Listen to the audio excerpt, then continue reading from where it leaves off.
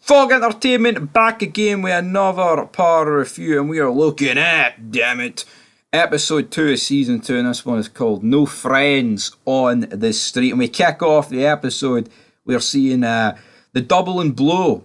We are seeing the effects it's having. We got a wee montage, we've got Ruiz getting delivered his shipment up. I like the start. We then see Angela and Ghost in bed. She's decided she's going for a run. He's like, so what are you doing with work, man? She's like, I gotta keep tight. I gotta keep this tight for you, homie. So yeah, Angela's trying to keep her body tight. Oh, hell yeah. She then meets with Greg, but Ghost is seeing this from afar, and obviously he's not too impressed, which you can understand, but this is nothing between these two. Obviously, she's kind of just trying to find out information. Also, this episode, Ghost becomes the old white rich guy's bitch, which I wasn't exactly a fan of. Looks like he's going to have to actually go down to Miami for real. We then see Tommy and Ghost heading towards the hospital, to which they're talking about all these contacts. They're basically just giving each other like a quick wee recap and going over what the hell's going on recently. Well, Ghost is still kind of suspicious of Ruiz's involvement. We then see Pac. She confronts Angela. Angela's like, but I love him, Pax. I love Ghost. Ghost and Tommy then have like another final confrontation in the hospital before like they go see Holly. He tells Tommy about the fact that Holly addressed him as Ghost, and I thought you were better than that. You know me 25 fucking years, and here you are dishing out my code name to this bitch. To which then Holly receives the flowers for Tommy.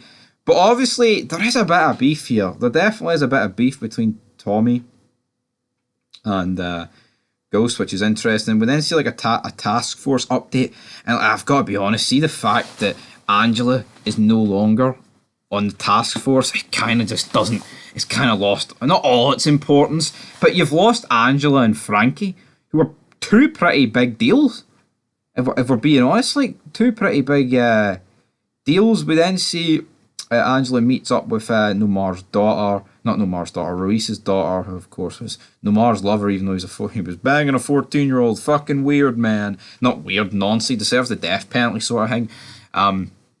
So yeah, this goes down. She says, I know you won't give up your dad, but could you identify the killer? And then she shows him like the picture of the sketch that Nomar did. Obviously it is attempted to be a sketch of Tommy, so that's going to be interesting. Tommy and Holly have like a heart-to-heart here, but the fact that here you use the name Ghost, you're not allowed to use the name Ghost.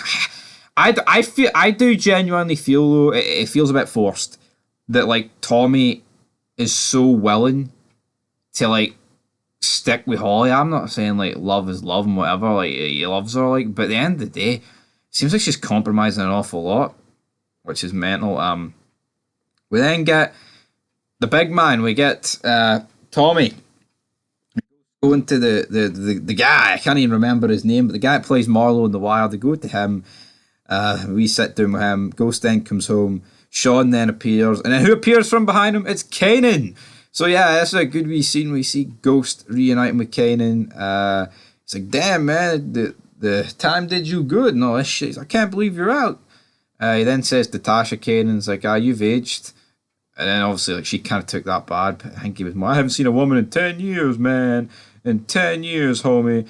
But what I will say immediately here is, Kanan is a big boy, man. 50 Cent, Curtis Jackson, whatever you want to call him. He's quite tall. He's quite intimidating. This has definitely been my favourite thing about season 2. The fact this guy is out and about. He's out on the streets. Looking forward to this. Then Tommy walks in, he's like, I heard the fucking news, man. The hug, Kanan asks how his business. You can clearly see that Ghost doesn't really want Kanan involved in business straight away. Well, at least that's the lie that he feeds to Tommy, but it's intriguing. Obviously, you've got Kanan who's trying to wipe these two out, but at the same time, well, he's trying to wipe out Ghost, but he knows in order to wipe out Ghost, you're going to have to take Tommy along with it at the same time, but like, we can't pretend Ghost is an innocent party here, because he's clearly trying to put some distance between himself and Kanan. So it's interesting to go. Then Kanan confronts the mechanic. He hasn't found out where the woman with the pink shoes from Miami is, so he just decides to drop him. Tommy then goes to the Russian contact, but he's like, no, I need to protect my family, man. I cannot do this with you. Holly then goes through her phone, finds all the messages that Tommy left her, obviously, thinking that she was still like alive last episode. Now she's like freaking out, like, oh god, that's not good. Tommy and Ghost get wind that the mechanic guy is dead, and they think that Miami must have did it, damn it. Tasha then visits Holly in order to like pull her close, but obviously Holly sees right through this. I think this is a decent sort of like power struggle that's going on here, but you know, nothing insane at the same time. And then Sean kind of confronts Tasha, but then she kind of like blows him off, like, oh, me and Ghost are good now, Sean. Anything we had was a job, but they didn't do anything. That's the funny thing about it. And also, it's just more the fact that she's like, I me and Ghost are good now, and they're just not. Kantos returns. Seems like we haven't seen this guy in ages.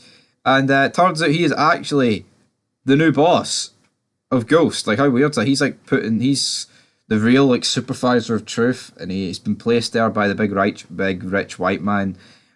So yeah, that's an interesting dynamic. The FBI then lock up one of the members, who I believe is cousin to the third in command of Ghost and Tommy.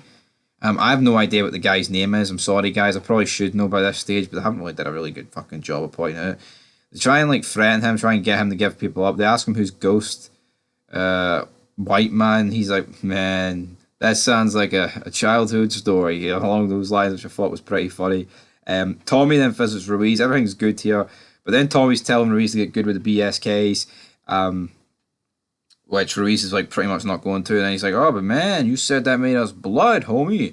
Angela then confronts Greg. Greg finds out the fact that she's trying to use Ruiz's daughter, and he's like, that's not very fucking pretty illegal, and it would get her sacked. She then logs into his laptop, obviously knowing that Tommy came up earlier as one of the potential sketches, and then she knows if she hears the voice, it'll be Tommy, and she does hear the voice when she manages to get into Greg's files on the computer and figures out that it is Tommy. So this is quite groundbreaking, to be honest, in the slightest, man. Ghost then breaks into Angela's, well, I say breaks in, he has a key, goes through our files, finds out there's nothing really incriminating him or Tommy, it's more about Nomar. They have dinner, blah, blah, blah. Ghost and Tommy then talk about it. We've got the whole party for Kanan going on. The cousin of the third in command, he meets with his cousin, like, you crazy, man? He's like, you gotta lay low, get out from your crew, the heat is about to be unbearable. Then we get a funny scene where Kanan's getting sucked off, and then like Sean walks in, and he's like, hey Sean, you want a bit of this? After he finishes off in her mouth, so to speak, and then it's like, what the fuck, man? 2-for-1 deal going on here. This is a wee bit weird, damn it. Then we get like an ending montage. We get Ghost banging Tasha. We have Holly and Tommy. One man, Tommy basically confirming that he's like, I'm going to stick with you. Oh, damn it. And one of the conditions with Ghost being able to reopen Truth is that if he gets it above 20% profit, he's ordered to buy it back. But then that's the whole reason Kantos been put in, so he cannot buy it back. Ghost, though, he heads off for Miami. And who's on the plane with him? It is none other than Angela. But the real reason he's going to Miami is to kill the girl. And this is Cali Ocho Market 1191 SW8 Street, damn it. But anyway, guys, that is it for this episode of Power. It was alright. It was just one of those episodes of a season that is pretty much filler. Nothing really happened.